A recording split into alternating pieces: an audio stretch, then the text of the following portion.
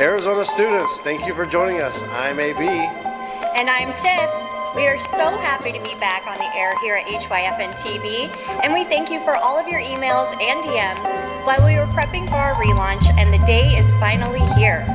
Now, AB has been announcing and field reporting for quite some time here at HYFN TV, and now he is joining us here at the Update, where we keep students and parents informed about the news and entertainment. Welcome to the Update, AB. Tiffany, I'm so excited to be here. We here at HYFN TV have the privilege of delivering students and teachers and parents unbiased news and information that a lot of folks just aren't covering. So we're keeping everyone in the know as they know what's happening around with elections coming up. We got elections and all that fun stuff. And we also don't want to miss any entertainment tidbits that are happening because a lot of entertainment is happening. So we want to keep you all up to date on entertainment news from box office updates to local events. We have a lot to get to, so let's get it rolling. Let's go.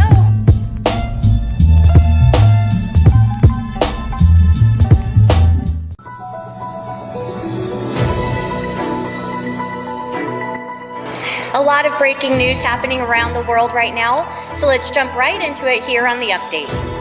France had the first of two presidential elections this past weekend, and that's right, I said the first of two. So here's how it works. French voters go to the polls on 2 Sundays, 2 weeks apart in April. Now, this two-round system decides the president for France and sounds much different from here. However, this is a popular way to pick a leader in Central and Eastern Europe, as well as in Central Asia and South America, and widely across Africa. Technically, a French president could win the office in a single round of voting by scoring more than 50% of the vote on that first Sunday, but no contender for France's top job has ever managed that feat. The runoff vote decides the winner between the two finalists who won the most votes in the first round. The top two contenders coming out of this past weekend are current President Emmanuel Macron, who is a centrist and will again face the far-right attorney and political leader Marine Le Pen in a runoff. Now, moving over to Pakistan, in Islamabad, the wait for the combined opposition to throw out Imran Khan out of power ended midnight on Saturday when the National Assembly expressed no confidence in the Prime Minister and the Leader of the House. The no confidence resolution was successful with 174 votes, where a minimum of 172 were required for the no trust vote to be successful.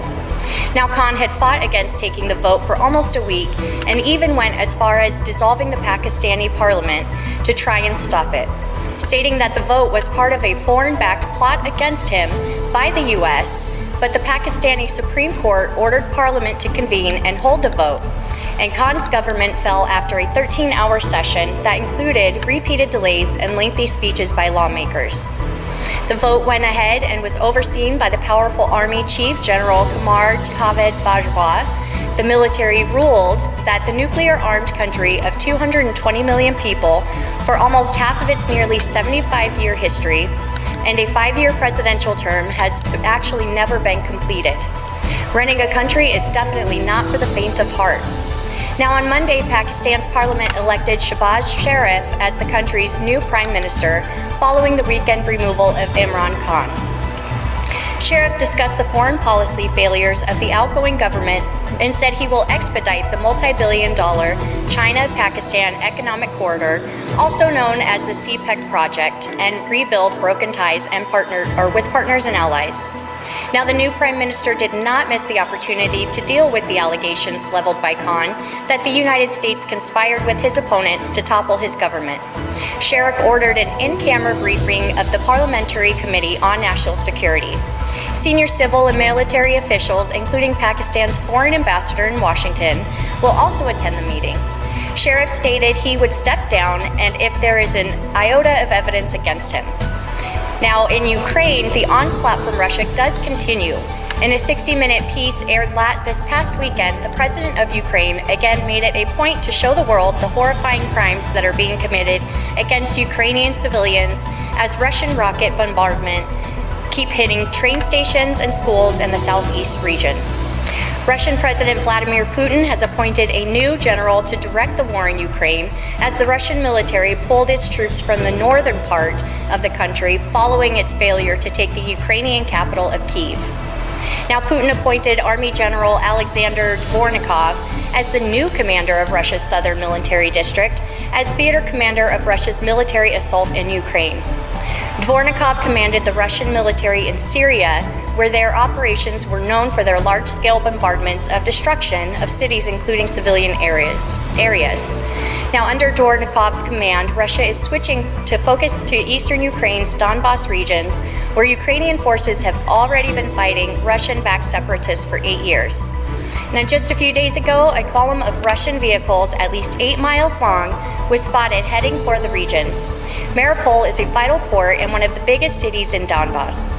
And Ukrainian President Zelensky said Monday that tens of thousands of Ukrainians were thought to have been killed in Mariupol alone after weeks of relentless Russian bombardment.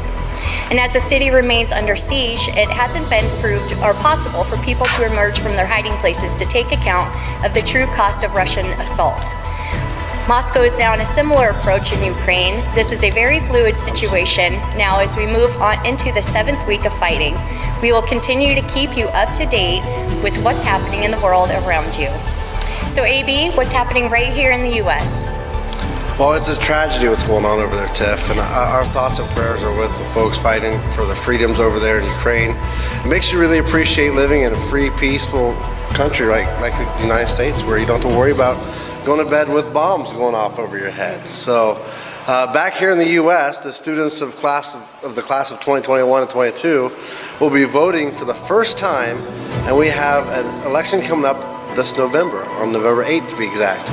Our whole state is taking a new leadership with this election, and Arizona is front and center with Democrat incumbent Mark Kelly, U.S. Senate seat up for grabs. Take a look at the contenders for those in this race. On the Democrat side, they have cleared the bench for Mark Kelly to fight to retain a seat. On the Republican side, however, there is a heated primary and a lot of money being spent and a lot of money being raised. Here are the Republican candidates currently on the ballot this August for the primary to see if they can win in November against Mark Kelly. First up, we have Mark Brnovich. Next, we have Jim Lehman. Then you have Blake Masters. Then we have Michael McGuire, or he likes to be called Mick. And then last we have Justin Olson. And for the Libertarians, we have good old Mark Victor, who threw himself in the ring again. Big attorney, we've seen his ads all over, but a steadfast Libertarian. And he too will be fighting for this spot. And it's just as important as the Senate race, although not like a 6-year term like in the Senate. The U.S. House of Representatives have 2-year terms, and there are 9 U.S. House congressional seats that Arizona represents that are up for grabs. And all those primaries are going to be a bloodbath. It's going to be brutal.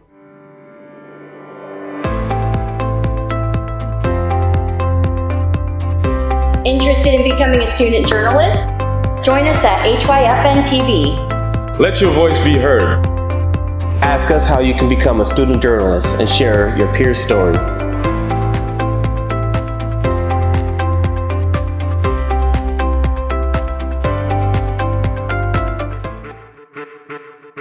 All right, everyone, we've been covering the 2022 election coming up in November for Arizona and the offices we voters will be electing candidates into. And last time we left off with the Arizona office for the Arizona Corporation Commission. Now, to recap that office, the office usually oversees utility services, maintains railroads and pipeline safety systems. It oversees security frauds and also helps with business creation and regulations. Now, these are the official qualified candidates according to the April 4th ballot deadline. Currently running for the Corporation Commission office are, and this does include 2 new names since our report earlier mid-March. For the Democrats, we have Sandra Kennedy and Lauren Kuby. And for the Republicans, we have Nicholas Myers, Kim Owens, and Kevin Thompson.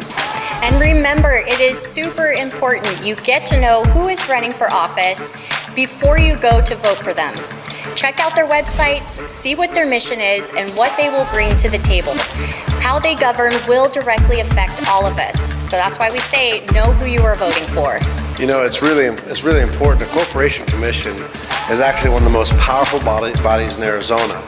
It regulates our electric bill, it regulates our water, our commerce.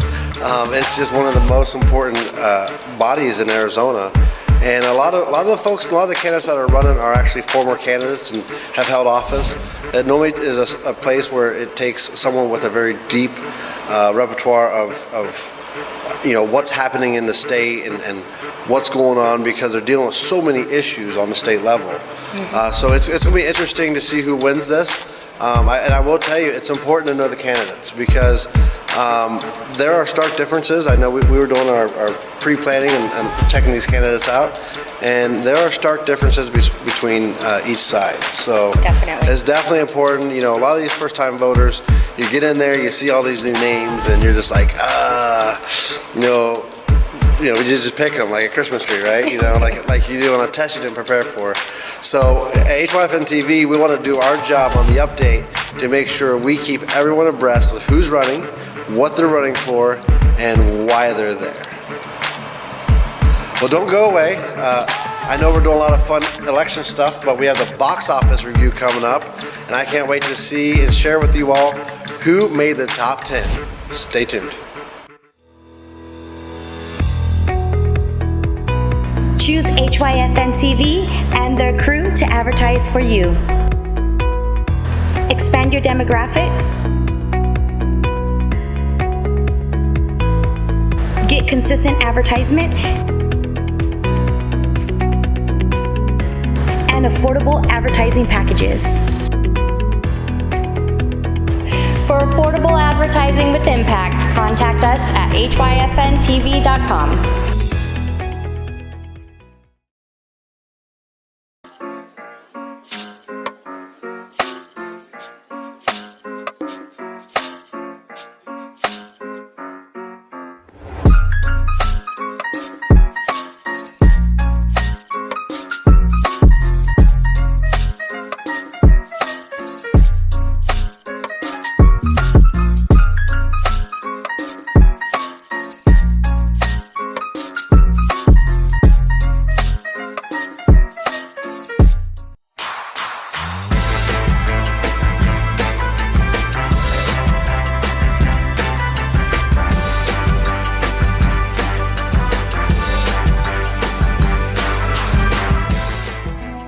We are back at it again with our box office recap. So drum roll, please.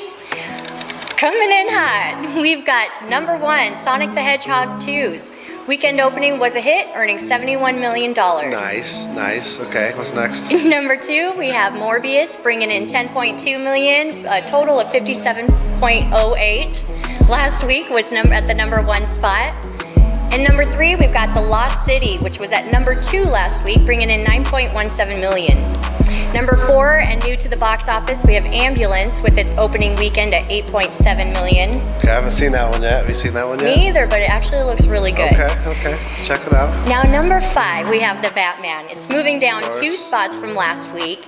It brought in $6.5 million this past weekend with $359 million total, so not bad. Wow. But I gotta be honest, I haven't seen the movie yet, so I can't really say. Okay. But all I can picture him in is Twilight. So I was Team Edward, but I'm thinking Batman. I'm not going to give spoilers for those who haven't watched it yet, but I saw this Twilight as well. Like the whole show, and it was so weird because he would take his mask off when it was not in the mask. He was kind of goth, and it was just. I need Christian Bale back in my life when it comes to Batman. But anyways.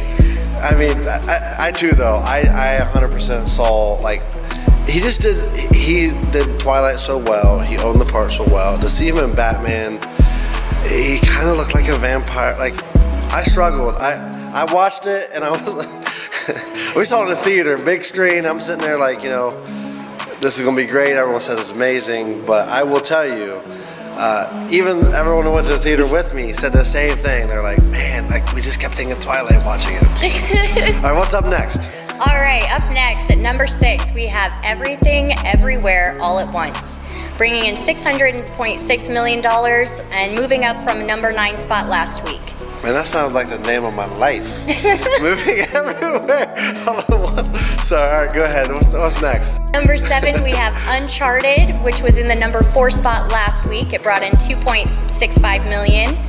And number 8, we have Jujutsu Kaisen Zero, the movie, bringing in $825,000, 33 million total actually. Nice. And at number 9, still hanging on. Still hanging in the top 10. Yep, we have Spider-Man with No Way Home, bringing in $625,000, but that total at $803 million. It's pretty legit. Well, I mean, not only it broke all the records, but like you got to think about it. It brought all of them in, like all of the Spider-Man. Like it was, in my opinion, best Spider-Man ever. And that's why for 3 months on our top 10, they've been in the top 10. Yeah, for sure. So right on. Right? Yeah, it also was one of the quickest grossing Marvel films. And All the work for you, and we'll tell you if it's a stud or dud, if it's good or bad. 'Cause I'll tell you this, I don't know if I would have watched the Batman movie again. I would watch the Spider-Man movie again, but I'm not sure. So that's just me. now coming up next, we've got some youth sports. Your social media highlights could make the news. When you post your highlights to your favorite high school player or your team out there doing their thing, hashtag HYFNTV, and your highlight may be used on the next newscast. You can get the photo cred right here on the morning news so everyone can follow you too. Every time you post a highlight on social media, remember, hashtag your highlights, HYFNTV, and get your highlight on the news. The weather outside is perfect for outdoor events, and when it heats up in the summer, it's perfect time for indoor sports. Here are some of the clubs and events for youth sports around the valley. In Gilbert, Arizona Soccer Skills Academy is hosting their soccer skills and scrimmages Saturday mornings from 8:30 a.m. until 10 a.m. Ages 4 to 16 and all skill levels are welcome. For more info, head over to www.azsoccerskills.com. 16U or 17U girls basketball player, awesome opportunity. Come check out the Arizona Athletics Arizona Pride Basketball. They will be playing in the Adidas Gold Gauntlet this summer, and you have the opportunity to try out for one of their teams. For more information, contact Coach Hannah or Coach Elijah on their website at arizonaathletics.org. Now in Phoenix, at the Gold Key Racket Club, Junior and Elite Tennis Summer Camp and Academy will be held through July 31st. To learn how to sign up, give them a call at 602-993-1900, as tennis is a great way for kids and adults alike to build muscles, coordination, motor skills, and not to mention mental strength and discipline. Now, the Strong Minds Run Club is offering an 8-week empowerment program available at Goodyear Park in Goodyear. Running and physical fitness are used as character building tools for ages 4 years to 5th grade. For more information on that, visit strongmindsrunclub.com. And now wrapping up our youth sports events going on, Stealth Beach Volleyball is hosting a youth volleyball fundamentals camp over in Glendale. This program is also 8 weeks and will be held on Mondays from 5 p.m. to 6:30 p.m. And this program has begun, however, it does run through May 2nd, so visit Stealth Beach Volleyball today for more information. Have you ever played volleyball? Well, does playing backyard volleyball barbecues count? Heck yes, it does. Yes, I played volleyball.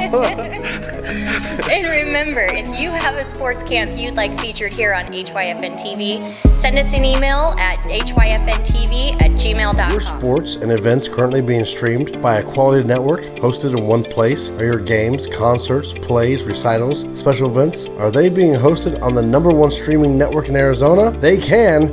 HYFN TV is free to the viewer with the ability to raise money for your club or your school via your stream. HYFN TV has individual streaming packages built with the ability for booster clubs to sell advertising on their streams to raise money for their program. Stream on the HYFN TV network. Go to hyfntv.com to find out how you can start streaming and raising money for your organization. Check us out on hyfntv.com. In the Hub Entertainment segment here on The Update, or also known as Hub E, we like to keep you in the know about everything local and national in entertainment. And it's with a sad heart we open today's Hub E segment with the sad news of passing of Gilbert Gottfried, the comedian made famous worldwide as the Aladdin star and owner of the most recognizable voice in Hollywood.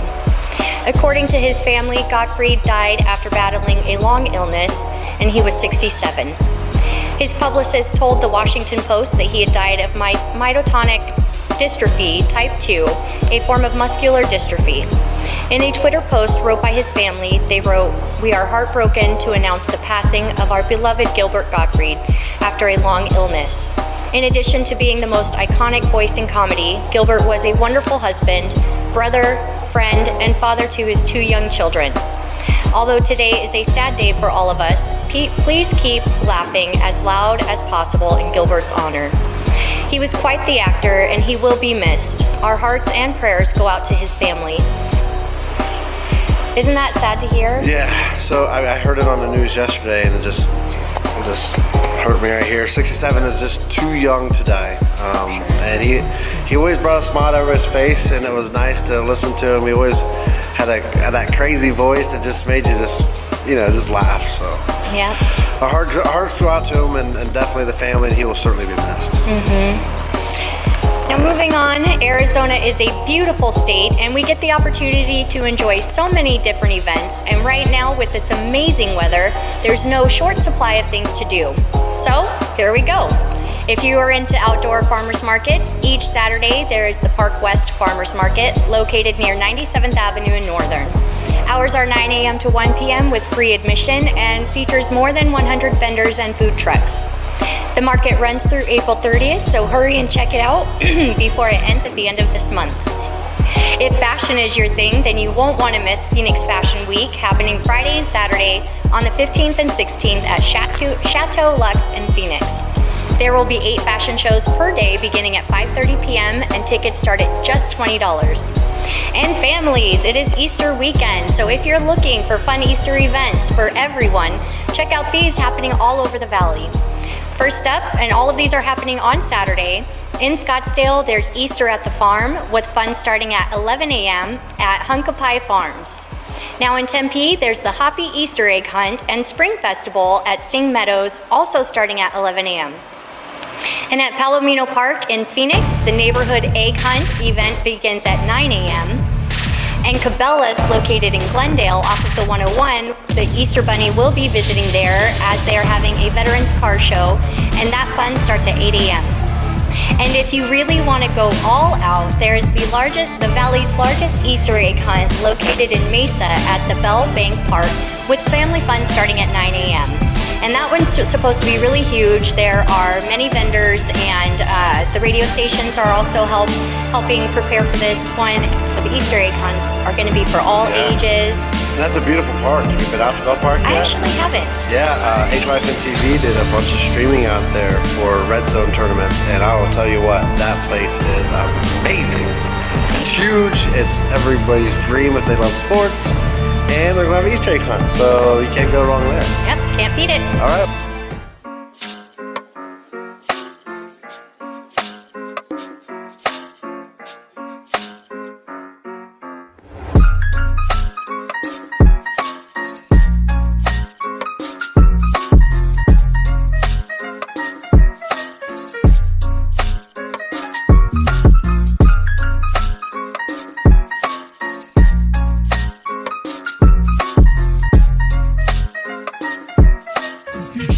Constitution, the law that's supreme all across the union. Constitution, the founders agreed we would need a solution. It's a great work, the framework of our nation. It's a great work, one of the greatest on paper.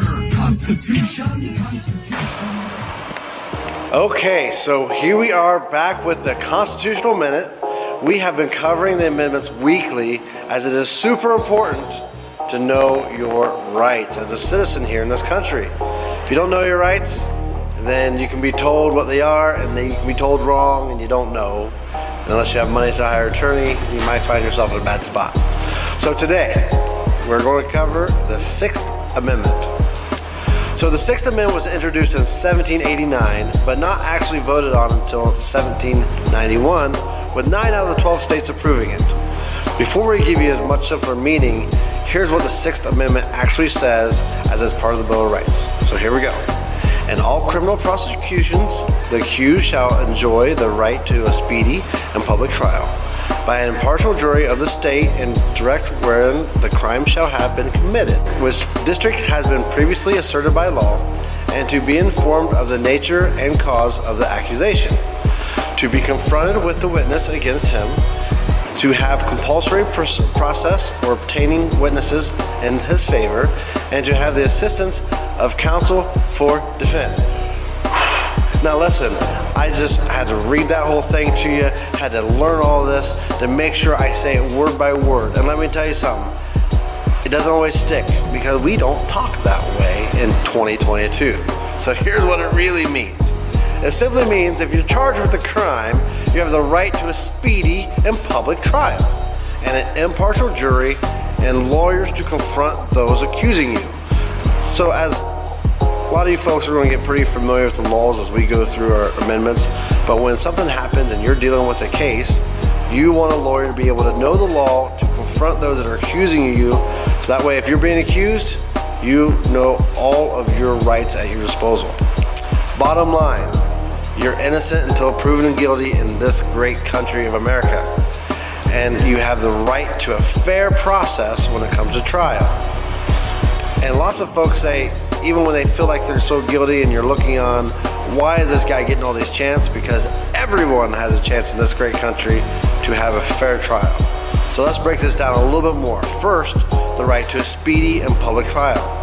This is important because it requires the state or country to go to trial within a reasonable time frame and not to allow you to sit in jail waiting for the process.